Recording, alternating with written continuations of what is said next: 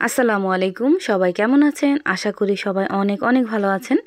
আজকে আমি তৈরি করব নরম ফ্লাপি ভাপা পিঠা। এভাবে ভাপা পিঠা তৈরি করলে আপনারা একসাথে 5 কেজি চালের ভাপা পিঠাও তৈরি করতে পারবেন। অনেকেই ভাপা পিঠা তৈরি করতে গেলে ব্যর্থ হন। যদি এই ভিডিওটা দেখেন, ইনশাল্লাহ আপনাদের পিঠাগুলো একদম পারফেক্ট হবে। এখন কথা না বাড়িয়ে দেখে নেই আমি কিভাবে এই পিঠাগুলো তৈরি করলাম। প্রথমে এখানে নিয়ে নিছি 2 কেজি পরিমাণ শুকনো চালের গুঁড়া। আপনারা চাইলে ভিজা চালের গুঁড়ি দিয়েও করতে পারেন। এখন এই শুকনো চালের গুঁড়ির ভিতর দিয়ে দিব আমি হাফ কেজি পরিমাণ খেজুরের গুড়। খেজুরের গুড়টা চাইলে আপনারা কুচি করে ব্লেন্ড করেও দিতে পারেন অল্প পরিমাণ পানি দিয়ে। এখন দিয়ে দিব পরিমাণ মতো লবণ। এখন অল্প অল্প করে জাল করে রাখা দুধ দিয়ে ভাপা পিঠার পুর তৈরি করে নেব। আপনারা চাইলে পানি দিয়েও এই ব্যাটারটা তৈরি করে নিতে পারেন। এখানে আমি 2.25 কেজি চালের জন্য 1 কেজি পরিমাণ লিকুইড দুধ জাল করে 3 কাপ করে নিছিলাম, আর ওই 3 কাপ দুধটা এখানে ব্যবহার করতেছি। এখন হাত দিয়ে খুব ভালোভাবে এইভাবে মেখে নিতে হবে।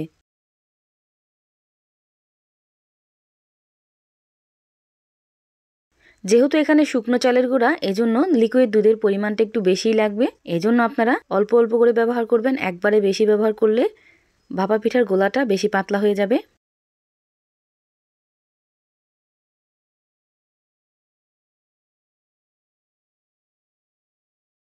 এখন এইভাবে খুব ভালো করে মেখে নেওয়ার পর 5 থেকে 10 মিনিটের জন্য আমি রেস্টে রেখে দেব। আর এই তো দেখতেই পাচ্ছেন 10 মিনিট পর ব্যাটারটা কীরকম হয়েছে। ভাপা পিঠার এই গুঁড়িটা যখন হাত দিয়ে মুট করে ধরবেন তখন হাতে মনে হবে ভিজা ভিজা, আর এইভাবে মুট করলে দেখবেন একদম শক্ত হয়ে গেছে। তার মানে আপনার পিঠার গোলাটা একদম পারফেক্ট হয়েছে। আর যদি দেখেন একদম ঝরঝরে টাইপের বা পানি পানি লাগতেছে না, ওই পর্যায়ে আরও সামান্য পরিমাণ পানি দিয়ে এই ব্যাটারটাকে গুলিয়ে নেবেন।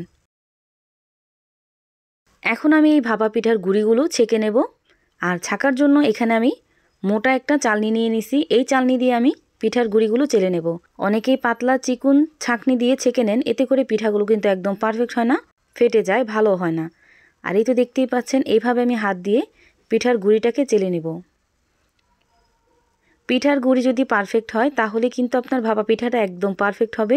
এই বিষয়ে একটু লক্ষ্য রাখবেন। এইভাবে আমি সবগুলো গুঁড়ি কিন্তু চেলে নেব। এখন আমি অল্প করে বানিয়ে দেখাচ্ছি। এখন আমি পিঠা বানানোর জন্য এইরকম একটা কাঁচের পিরিচ নিয়ে নিছি। আপনারা আপনাদের পছন্দ মতো ভাপা পিঠার শেপ দেওয়ার জন্য যে কোনো বাটি নিতে পারেন। প্রথমে আমি গুঁড়িটা দিয়ে দিলাম। তারপর দিয়ে দিব কুচি করে রাখা খেজুরের গুড়। খেজুরের গুড় দেওয়ার পর উপর দিয়ে দিব নারকেল কোড়া। নারকেল কোড়াটা অবশ্যই আপনারা পরিমাণ মতো তারপর দিয়ে দিবেন। এখন উপর দিয়ে আমি আরেকটু মিঠাই দিয়ে দিব। এখন আমি উপর দিয়ে ভাপা পিঠার যেই গুঁড়িটা আছে ওইটা দিয়ে হাত দিয়ে সামান্য পরিমাণ চাপ দিব। কোনোভাবে বেশি চাপ দিতে যাবেন না, ঠিক এইভাবে করে নেবেন। চাপ দিলে পিঠাগুলো কিন্তু শক্ত হয়ে যাবে। এভাবে আমি আরেকটা তৈরি করে দেখাচ্ছি।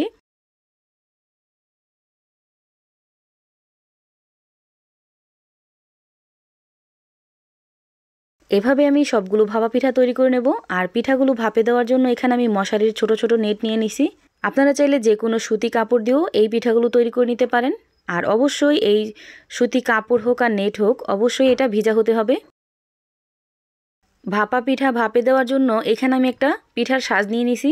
আপনারা চাইলে যে কোনো একটা হাঁড়িতে সুতি কাপড় বেঁধে ভাপে দিয়ে নিতে পারেন। এখন আমি এভাবে সবগুলো পিঠা এখানে দিয়ে দিব আর অপেক্ষা করব 5 মিনিটের জন্য। 2-1টা ভাপা পিঠা বানানোর পর যদি দেখেন পিঠাগুলো ফেটে যাইতেছে, তাহলে কিন্তু আবার সামান্য পরিমাণ পানি দিয়ে খুব ভালো করে মেখে তারপর খুব ভালো করে গোলাটা করে আবার ছেঁকে নেবেন। এতে করে আপনার পিঠাগুলো কিন্তু একদম পারফেক্ট হবে। আর এই তো দেখতেই পাচ্ছেন 5 মিনিট হয়ে গেছে। এখন আমি ঢাকনাটা উঠিয়ে পিঠাটা উঠিয়ে নিব। এভাবে কিন্তু আমি সবগুলো পিঠাই তৈরি করে নেব। এখন আমি পিঠাগুলো মশারি থেকে ছাড়িয়ে নিব। আর এই তো দেখতেই পাচ্ছেন পিঠাগুলো কতটা পারফেক্ট হয়েছে, মাশাআল্লাহ। এই পিঠাগুলো কিন্তু অনেকটাই ফ্লাপি হয়। বাসায় অবশ্যই একদিন ট্রাই করবেন, ইনশাআল্লাহ আপনাদের কাছেও খুবই ভালো লাগবে। এইভাবে আমি সবগুলো পিঠাই কিন্তু তৈরি করে নিছি। এখন আমি এখান থেকে একটা পিঠা আপনাদেরকে ভেঙে দেখাচ্ছি যে কতটা পারফেক্ট হয়েছে। এখনও যারা ভিডিওতে একটা লাইক দেন নাই, প্লিজ একটা লাইক দিয়ে দিবেন।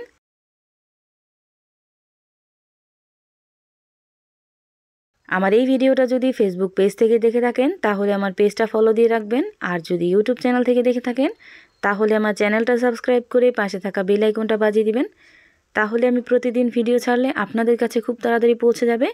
সবাই ভালো থাকবেন, সুস্থ থাকবেন। আল্লাহ হাফেজ।